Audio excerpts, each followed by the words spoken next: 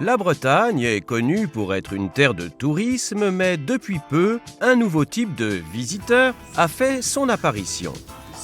Phénomène de mode, tendance partie pour durer, les équipes de Zone Entérite ont enquêté sur place, dans la rade de Lorient, la ville au Seaport. Hello, good morning. Morning. Morning.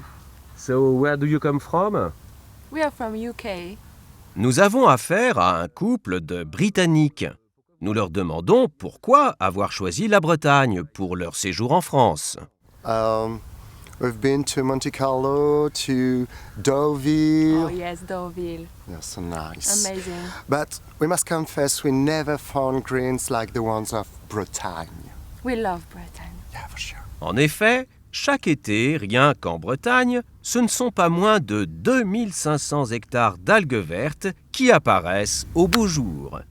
Une algue verte de première qualité qu'on ne trouve quasiment pas ailleurs. Best quality ever seen. Oh, it's lovely. Want a free taste? Amazing, yes. Oh my God, I love it. Grâce à sa politique agricole, la Bretagne permet à la ville au Seaport d'en nourrir des dizaines de milliers d'autres. Nous avons demandé son avis à Yann Edern Le Quilfouzer, PDG du complexe agro-industriel Le Palais de l'Élysée. On est vraiment très satisfait de notre partenariat avec le Brésil pour nourrir nos bêtes. Bon, ça les fait pas mieux jouer au football, mais au moins c'est pas cher. Et c'est du soja transgénique que vous faites venir du Brésil? Génétiquement modifié. Évidemment, évidemment. On est assez satisfait de ce débouché pour nos algues vertes. Le syndicat était confiant sur ce modèle intégré, sur sa pertinence, et il a eu raison. Bon, bien sûr.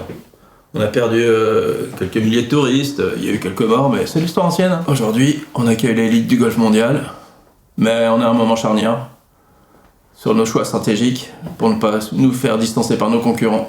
C'est-à-dire? Baisser les charges, augmenter la quantité de nitrate, accentuer la production de sulfure d'hydrogène. L'important, c'est de conforter notre place de leader. Mais j'ai confiance. Avec l'aide des pouvoirs publics et du syndicat, on devrait pouvoir atteindre les 4000 hectares à l'horizon 2030. Peut-être plus. Qui sait?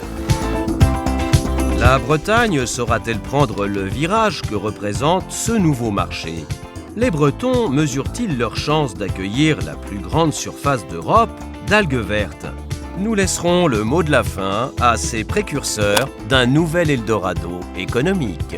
Et vive le cochon breton!